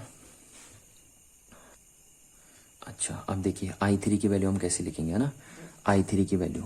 तो I3 की वैल्यू के लिए देखिए मैं आपसे क्या कहा, जब ये पॉइंट पे आप KCL लगाएंगे तो इस पॉइंट का पोटेंशियल आप सबसे ज़्यादा मान के चलेंगे। ठीक है, तो इसका पोटेंशियल आप हाई मान के चलेंगे, तो इन दो पॉइंट के बीच पोटेंशियल डिफरेंस कितना है आपका, y - x divided by this resistance, ये वैल्यू हो गई आपकी I3 की। ठीक है, इन दो पॉइंट का potential difference divided by this resistance, तो ये करंट की वैल्यू आ जाएगी I3 प्लस। अब I5 की वैल्यू देखिए, तो I5 की वैल्यू कैसे लिखेंगे आप, इन दो पॉइंट के बीच का potential difference divided by this resistance, तो ये हो गया आपका y - 2 डिवाइडेड बाई 2, ये हो गया, ये आ गई I5 की वैल्यू। प्लस I6 कैसे लिखेंगे, देखिए I6 है ना, तो इन दो पॉइंट के बीच का पोटेंशियल डिफरेंस, तो कितना हो जाएगा आपका y - 4 - 0, यही तो है इन दो पॉइंट्स के बीच का पोटेंशियल डिफरेंस, देखिए इसके और इसके बीच का, y - 4 - 0 डिवाइडेड बाई 2 और प्लस I7 की वैल्यू क्या होगी, देखिए I7 यहाँ फुल होगी ना, यहाँ I7, तो इन दो पॉइंट के बीच का पोटेंशियल डिफरेंस कितना, देखिए y - 0 divided by this resistance 2 is equal to 0 हो गया आपका। तो यहाँ से अगर आप सॉल्व करेंगे तो क्या हो गया, देखिए y - x plus y - 2 plus y - 4 plus y is equal to 0 divided by 2 आ जाएगा ना। तो यहाँ से अगर हम इसे सॉल्व करेंगे तो कितना हो गया, देखिए y 4y हो गए हमारे पास, 4y और ये -2 और -4 तो हो गया -6 और x क्या हो गया आपका -x इज इक्वल टू 0। तो यहाँ से हम दूसरी इक्वेशन बना सकते हैं कि 4y - x is equal to 6, तो ये दो इक्वेशन बन गई देखिए हमारे पास। ठीक है, अब हम इन दोनों इक्वेशन को सॉल्व करके x की वैल्यू निकाल लेते हैं। ठीक है ना, तो मैं एक रफ पेज में इसे कर देता हूँ, देखिए यहाँ पे नीचे आएगा, यहाँ पे सॉल्व कर लेते हैं हम इन दोनों इक्वेशनों को ना, जो इक्वेशन बन रही हमारी है। तो कौन कौन सी इक्वेशन बनी, 3x - y इक्वल्स टू 4 और दूसरी बनी minus x plus 4y is equals to 6। ये तो इक्वेशन बन गई। अब हमें यहाँ से सिर्फ x और y की वैल्यू निकालनी है। ठीक है, तो हम क्या करते हैं, इस इक्वेशन को 3 से मल्टीप्लाई कर देते हैं। तो 3x minus y is equals to 4, और ये कितना हो जाएगा, minus 3x plus 12y is equal to 18। ठीक, अब इन दोनों इक्वेशनों को ऐड कर देते हैं, तो ये कैंसिल आउट हो जाएगा हमारा, और ये हो जाएगा हमारा 11y हो जाएगा ना, इज इक्वल टू 22। तो यहाँ से y इक्वल टू आ जाएगा हमारा 2। तो y की वैल्यू तो आ गई 2, यानी इस पॉइंट का पोटेंशियल कितना होगा, 2 वोल्ट। ठीक है, अब हमें निकालनी है x की वैल्यू। तो x किसी से भी निकाल लो, यहाँ से निकाल लो। तो 3x minus 2 is equal to 4। तो यहाँ से 3x इज इक्वल टू हो जाएगा आपका 6, तो x इज इक्वल टू हो जाएगा आपका 2। ठीक है, तो x की वैल्यू भी आ गई आपकी 2 वोल्ट। तो यानी इस पॉइंट का पोटेंशियल भी कितना है हमारा, 2 वोल्ट है। ठीक है, अच्छा अब हम क्या निकालेंगे, अब हम निकालेंगे I1, I2, I3, I4 की वैल्यू, है ना, इनकी वैल्यू हमें निकालनी है। तो चलिए, अब हमें पता चल गया x और y की वैल्यू है। तो देखिए I1 की वैल्यू क्या है, I1 की वैल्यू क्या थी, ये थी, देखिए थी नहीं थी I1 की वैल्यू, ये देखिए ये है I1 की वैल्यू। तो I1 की वैल्यू क्या होगी, x plus 2 divided by 2 is equal to x की वैल्यू 2 प्लस 2 डिवाइडेड बाई 2 यानी कितनी आई, 4 डिवाइडेड बाई 2 यानी 2 एम्पियर। ये आ गई I1 की वैल्यू। ठीक है, अच्छा ऐसी I2, अच्छा ये प्लस मारी तो इसका मतलब ये आउट गोइंग है। ठीक है, आउट गोइंग करंट है, क्योंकि हम सारी करंट को आउट गोइंग बना रहे हैं ना, तो ये आउट गोइंग करंट है। अच्छा I2 की वैल्यू देखिए कितनी है, I2 की वैल्यू ये है, I2 इक्वल्स टू है x माइनस 6 डिवाइडेड बाई 2। तो x की वैल्यू हो गई हमारे पास 2 माइनस 6 डिवाइडेड बाई 2, तो ये हो गया आपका माइनस 4 डिवाइडेड बाई 2 यानी माइनस 2 एम्पियर। यानी ये कौन सी करंट होगी, इनकमिंग करंट होगी। हमने इसको आउटगोइंग ले लिया था ना I2 को, ये देखिए आउटगोइंग, तो रियल में I2 आउटगोइंग करंट नहीं है, इनकमिंग करंट है। देखिए ये, क्योंकि ये बता रहा है माइनस आया, तो हमने उसको आउटगोइंग मान लिया था, पर वो इनकमिंग है रियल में। सारी करंट तो ऐसे भी आउटगोइंग नहीं हो सकती ना, क्योंकि भैया जंक्शन पे सारी करंट जाएंगी थोड़ी ना, कुछ करंट आएगी भी तो सही, और जितनी करंट आती है उतनी करंट जाती है जंक्शन पे। अच्छा I3 की वैल्यू कितनी होगी, देखिए तो I3 की वैल्यू ये है हमारे पास, x minus y divided by 2। तो x कितना है 2 माइनस वाई कितना है 2 डिवाइडेड बाई 2, तो कितना हो गया 0। यानी यहाँ कोई करंट नहीं चलेगी, और चलेगी भी कैसे, देखिए यहाँ का पोटेंशियल 2 वोल्ट, यहाँ का पोटेंशियल 2 वोल्ट, तो इक्वी पोटेंशियल पॉइंट हो गए, तो इक्वी पोटेंशियल पॉइंट्स के बीच में करंट फ्लो थोड़ी ना होती है, तो इसलिए 0 हो गई है ना करंट। अच्छा ऐसी I5 की वैल्यू निकालिए आप। तो I5 कितना था, देखिए I5 की वैल्यू ये है ना, y माइनस 2 डिवाइडेड बाई 2। तो y माइनस 2 डिवाइडेड बाई 2, तो कितना हो गया, देखिए 2 माइनस 2 डिवाइडेड बाई 2, तो ये हो गया आपका 0। यानी I5 की वैल्यू भी कितनी होगी आपकी, 0 हो जाएगी। और 0 क्यों ना हो, देखो इस पॉइंट का पोटेंशियल 2 वोल्ट है, इस पॉइंट का पोटेंशियल 2 वोल्ट है, तो यहाँ करंट फ्लो करेगी नहीं आपके पास, है ना, क्योंकि इक्वी पोटेंशियल पॉइंट हो गए, तो इसलिए I5 भी 0 आ रहा आपका। I6 लगे हाथ, आप आंसर भी चेक कर सकते हैं अपने, है ना।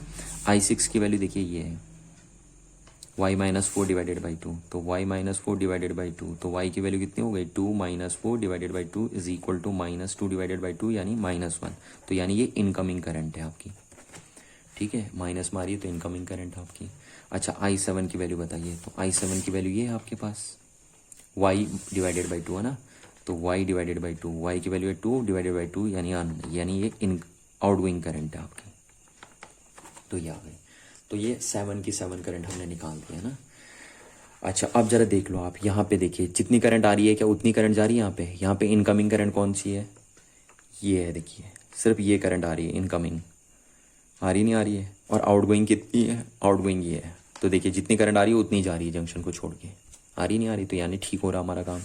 अच्छा अब यहाँ पे देखिए, यहाँ पे क्या जितनी करंट आ रही है उतनी जा रही है, तो यहाँ पे देखिए आ कितनी रही है, -1, और जा कितनी रही है 1, है ना। तो जितनी आ रही है उतनी जा रही है, ये माइनस प्लस तो ये दिखा रहा है इनकमिंग और आउटगोइंग है ना। तो जितनी करंट यहाँ पे आ रही है उतनी करंट जा रही है, तो इसका मतलब ठीक है, हमारा एनालिसिस बिल्कुल सही है सर्किट का।